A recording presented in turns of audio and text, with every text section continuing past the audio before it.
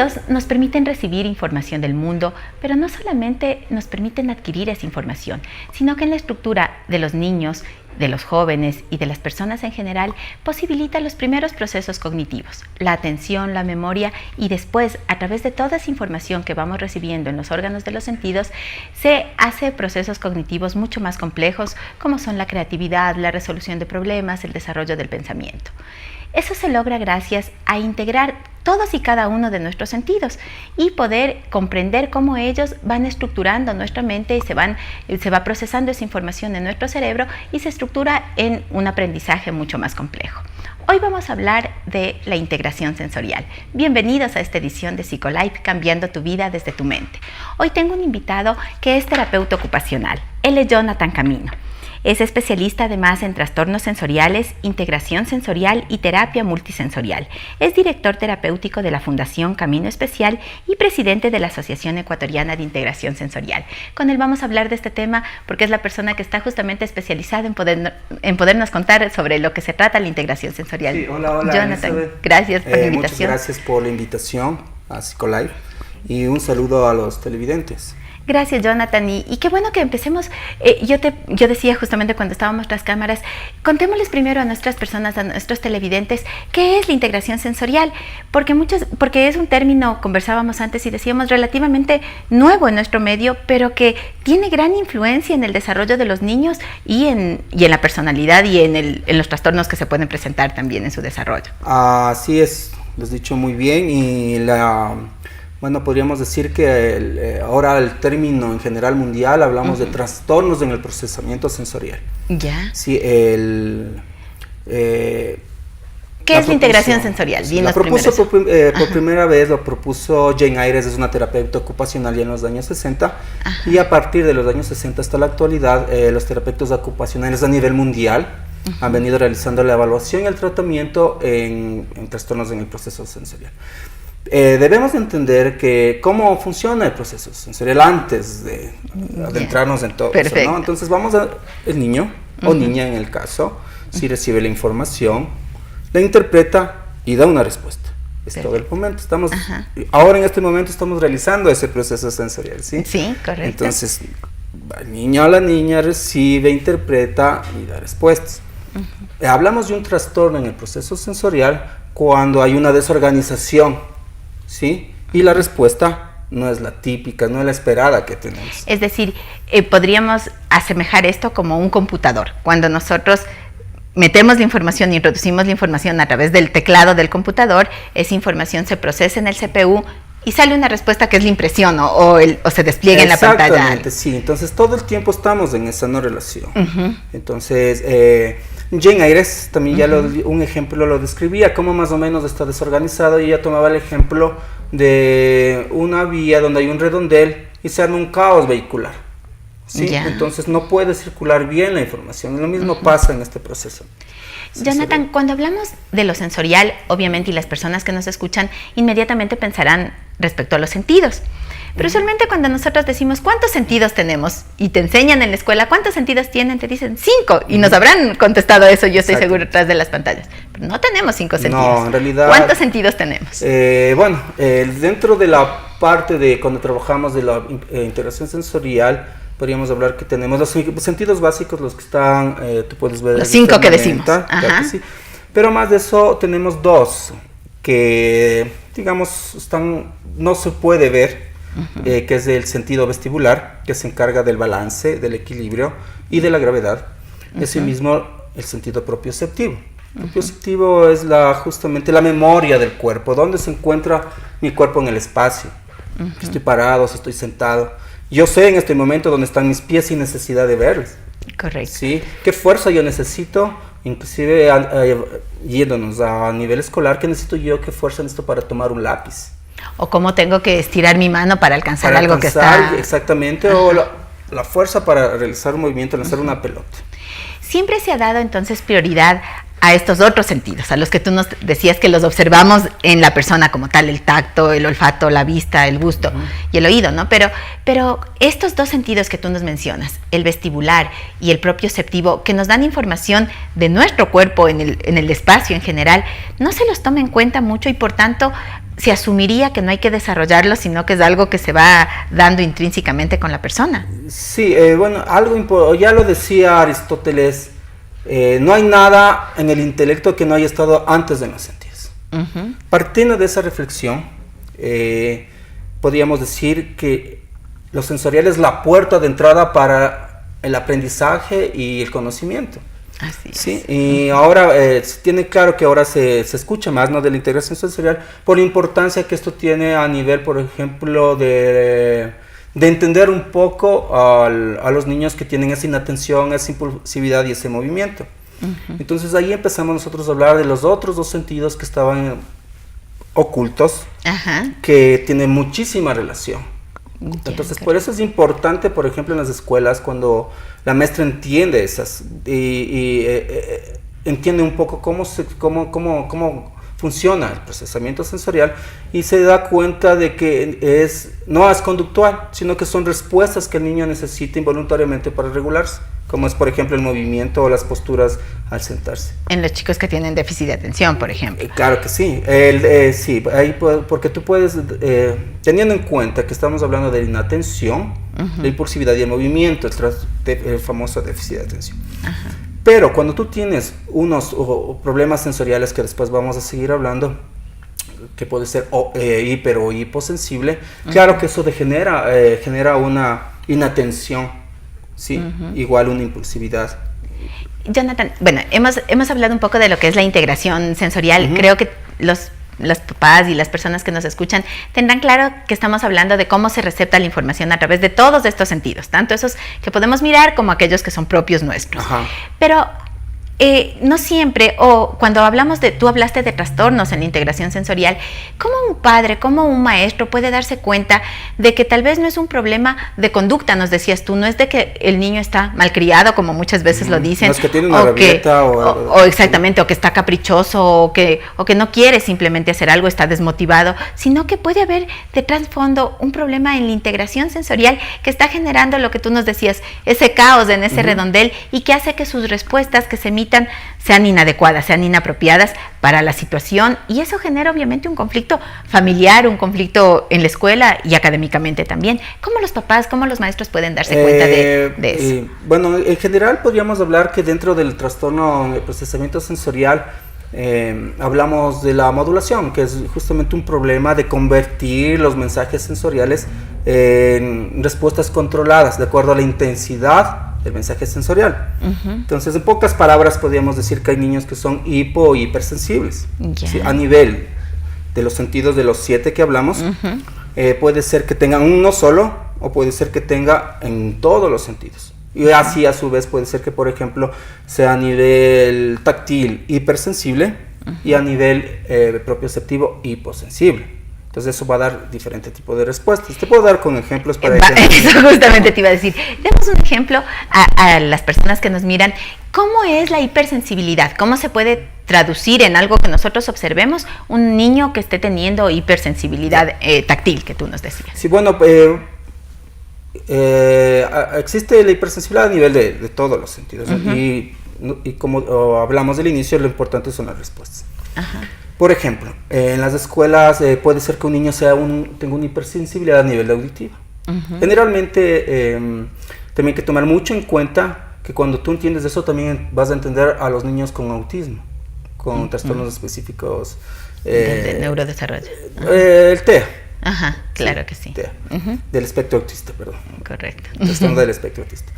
Entonces, porque ahí ello es una característica. Generalmente siempre va acompañado de la parte sensorial, por eso en el DSM-5 ya se dice que dentro de las características de evaluación hay que tomar en cuenta si el niño es hipo o hiperreactivo sensorial. Entonces, por ejemplo, si el niño tiene una hipersensibilidad a nivel auditiva, va a ser para él muy molestoso tal vez el tic-tac del reloj, porque puede llegar a un... antes de justamente, estamos hablando de la modulación, para que entiendan cómo más o menos funciona la hipo y la hipersensibilidad. Igual vamos a imaginar la perilla del volumen de un equipo de sonido, ¿sí? Correcto. Entonces vamos a pensar que un niño está en 1, ¿sí? Movemos la perilla, pero está sintiendo como 10. Entonces se vuelve algo insoportable. Exactamente, sí. O a su vez puede ser al revés. Puede ser que el niño esté. Entonces ahí hablaríamos de una hipersensibilidad, ¿no? Porque el volumen está en uno, pero sin embargo él está escuchando, se amplía todo eso. Ya, correcto. ¿Sí? Y puede ser tal vez también a lo contrario. Puede ser que esté todo, pero él está sintiendo como muy bajo.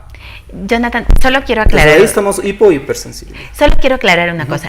Si bien es cierto, tú nos decías, es una condición muy típica y característica de todos los niños que están en el rango del trastorno del espectro autista, del Asperger, autismo y demás, pero no es exclusiva de ellos. Un niño que no tenga una condición de autismo o de Asperger o de algún trastorno del espectro autista puede tener esta hipersensibilidad, puede tener esta hiposensibilidad también. En realidad hay estudios que es muy común, por eso en Estados Unidos se trabaja mucho esto, ¿no? Ya que, si no me equivoco, hay estudios en el 2004 que decían 1 de cada 20 y en el 2009 ya decían 1 de cada 6 niños. Entonces imagínate, si en un aula hay, por un ejemplo, 12 niños, quiere decir que 2 van a tener un problema justamente de sensorial y no necesariamente que esté asociado a una discapacidad. Ahora, y nos hablabas también de la hipersensibilidad, de la hipo, nos decías tú, nos diste un muy buen ejemplo. De sensibilidad. Sí, es mucho. La hipo, cuando hablamos de bajo... Es poco. Pero tú nos hablabas de la hiposensibilidad en lo propioceptivo. El ejemplo que nos pusiste, el ser auditivo, es muy claro porque lo podemos evidenciar. Pero dentro del sistema propioceptivo, ¿cómo puede darse una hiposensibilidad y cómo el adulto puede darse cuenta que su hijo tal vez no está sintiendo? Por ejemplo, hay manifestaciones, no vamos a en la escuela, es un ejemplo que te puedo decir más claro. Yo para hacer las actividades de escritura necesito tomar el lápiz y empezar a escribir. Si yo tuviera un problema a nivel propioceptivo, puede haber de dos maneras, que a veces parecen contradictorias, pero funcionan, ¿no? Entonces puedo coger y puede ser que yo rompa siempre las puntas de los lápices, porque no sé la fuerza que estoy ejerciendo para realizar esa acción. O puede ser por el contrario, que empiece escribiendo bien y después se vaya la letra cambiando. O que sea tan bajito lo que escribes que no se nota. Sí, son propioceptivos. Generalmente también voy a tener posiciones a nivel de sentado, como este tipo de posiciones, que el niño pone su cabeza sobre las manos con apoyo en los codos. ¿Eso qué significa? ¿Que el tono muscular de su cuello no está muy fortalecido? Como hablamos, la propiocepción es la memoria del cuerpo y me dice dónde estoy, en qué está. Entonces, si estamos hablando de un niño que está todo, pero está en un ojo hiposensible, que no siente, entonces busca las maneras. O sea, el poner las manos así significa que las manos le están diciendo, tu cabeza está aquí, estás de esta manera. Sí, aquí está en el cuerpo, aquí estás, entonces... O sea, no es que estoy tan aburrido que estoy agachado, no significa necesariamente eso. Es importante que muchas veces los profesores, los psicólogos no tienen que tomarlo tan personal muchas veces, ¿no? Como estamos hablando, son respuestas involuntarias, ya que estamos hablando del sistema nervioso central, que el niño lo hace por su necesidad de regularse, de esa manera, es involuntario. Cuando tú nos dices regularnos, y también es importante que las personas entiendan, regular significa, cuando tú hablabas de la perilla, significa como que poner en el medio. Exactamente. ¿Sí? Eso significa el regularse los niños en todo su sistema sensorial. Exactamente. Entonces, de esta manera yo busco automáticamente oposiciones. Bueno, voy a tratar mi gráfico, entonces ahí tú puedes ver que estoy igual sintiendo, o simplemente el hecho de necesito. O estar jugando con las manos todo el tiempo. Tener exactamente, presionar. Sí. Hay muchas maneras de que el niño busca la manera de regularse. Y por último puedo generar que yo, como no me siento el cuerpo, necesito pararme para sentir dónde estoy. Y ahí estamos otra vez hablando de la impulsividad. Y yo te iba a decir justamente, esto que nos acabas de mencionar y tan gráficamente como nos pusiste las posiciones es tan importante porque muchas veces los docentes en la escuela traducen eso, tú lo decías, de una manera personal, es decir, a ver, siéntese bien, es una falta de respeto que usted esté chorreado en la silla, o es una falta de respeto que esté con las manos así porque me demuestra aburrimiento. Entonces, el no tomarlo de esa manera, sino tal vez identificar que estas pueden ser como señales de alerta, una campanita que nos está diciendo, ojo, algo está pasando con él, nos permitiría hacer una intervención, un diagnóstico y una intervención apropiada, ¿no? Por supuesto que sí, niños que chocan generalmente contra los muebles. Entonces la maestra que ya tiene el conocimiento, entonces claro, puede decir, aparentemente el niño o la niña parece que tiene un problema social y puede ser derivado, ¿no?, al especialista, en este caso terapeuta ocupacional, para que le haga una evaluación y le ayude en el tratamiento. ¿Sí? Entonces, correcto. Claro, y eso lo más importante es que estamos también, vamos a empezar a quitar esas etiquetas que también dañan al niño, como claro, tú dices, sí. Malcriado, el pegón, el inquieto.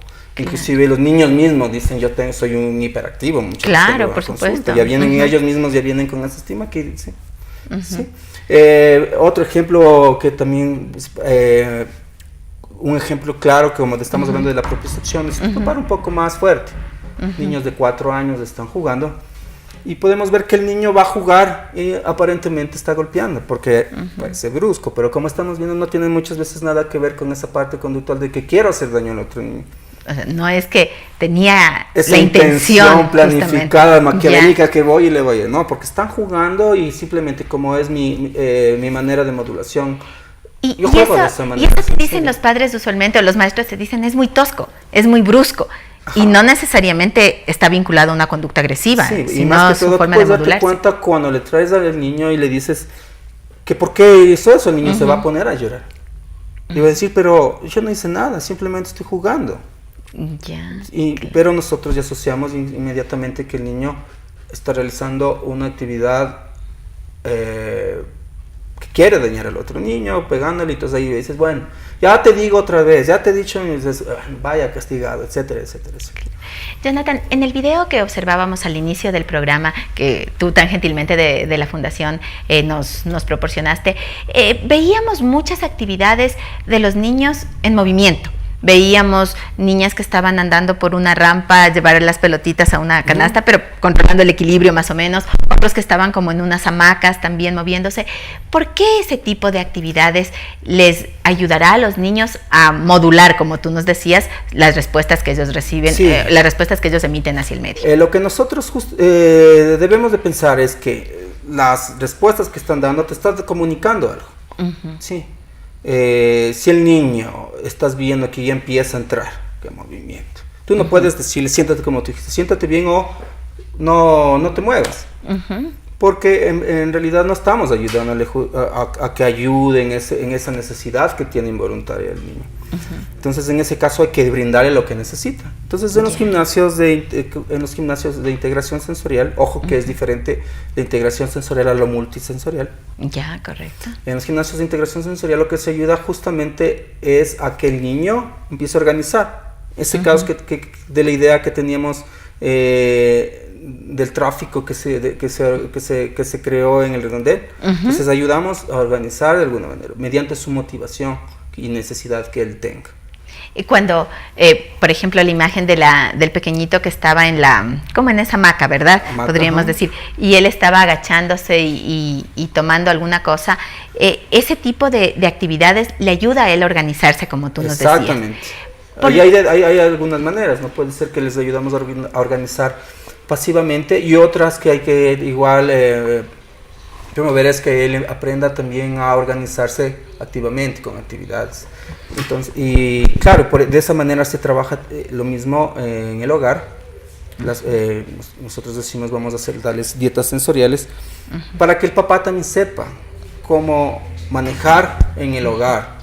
Perfecto. Sí, y junto a ellos también en la escuela les ayudamos justamente a reconocer y a integrar esas áreas. Exactamente. Bueno, tan interesante y bueno, y el tiempo se quedó tan cortito realmente hablando, sí, y nos falta tanto, pero bueno, eso yo creo que es el compromiso para poder invitarte otro día y que podamos hablar un poquito más, por ejemplo, de las dietas sensoriales, hablar justamente, hemos revisado ahora lo importante que es el que tanto padres como educadores conozcan cómo los niños reciben la información a través de sus sentidos. Es importante entender que esa estimulación es fundamental, que el proporcionar estrategias sensoriales para que los niños vayan integrando eso va a ayudar cognitivamente, va a ayudar a un desarrollo mejor tanto de su pensamiento como de los aprendizajes.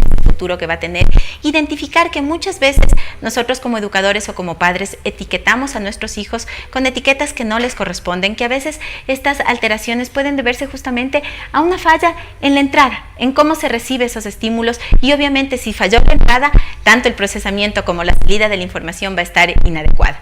Gracias por habernos acompañado en esta edición de Psicolife, cambiando tu vida desde tu mente. Les invitamos a seguirnos a través de nuestras redes sociales, a través de Facebook en SEADI Psicología y también a través de Telesucesos en YouTube, Telesucesos Psicolife. Hasta una próxima. Gracias, Jonathan, también a ti.